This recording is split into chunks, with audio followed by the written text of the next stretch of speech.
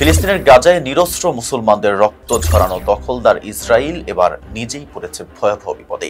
আগ বাড়িয়ে ইরানের পারমাণবিক ও সামরিক ঘাঁটিতে হামলা চালিয়ে যে আগুন জ্বালাতে চেয়েছিল তেল আবিব, সেই আগুনেই যেন এখন পুড়ছে তারা। পাল্টা প্রতিরোধে ইসরায়েলকে রীতিমতো কাঁপিয়ে দিয়েছে ইরান। মাত্র একদিনে ইসরায়েলের ২৮টি অত্যাধুনিক যুদ্ধবিমান গুড়িয়ে দিয়েছে তেহরানের আকাশ প্রতিরক্ষা বাহিনী। এই ২৪ ঘন্টায় ইসরায়েলের যেসব বিমান ধ্বংস হয়েছে তার মধ্যে রয়েছে একটি গুপ্তচর ড্রোনও।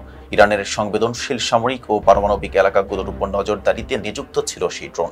ইরানি সেনাবাহিনীর দাবি, দেশীয় প্রযুক্তিতে তৈরি বাভার 373 এবং খোরদাদ 15 নামের দূরপাল্লার প্রতিরক্ষা ব্যবস্থার মাধ্যমে যুদ্ধবিমান ও ড্রোনগুলোকে শনাক্ত করে টার্গেট করে সফলভাবে ভূপাতিত করা হয়।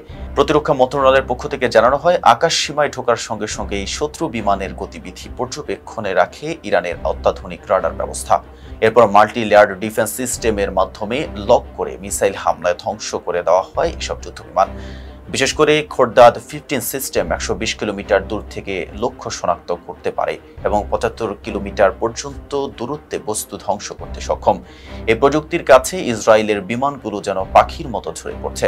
ধ্বংস করা গুপ্তচর ড্রোনটির মডেল ছিল RQ-4 গ্লোবাল হক। এটি ইরানের দক্ষিণাঞ্চলের একটি পারমাণবিক গবেষণা কেন্দ্রের উপর নজরদারি চালাচ্ছিল।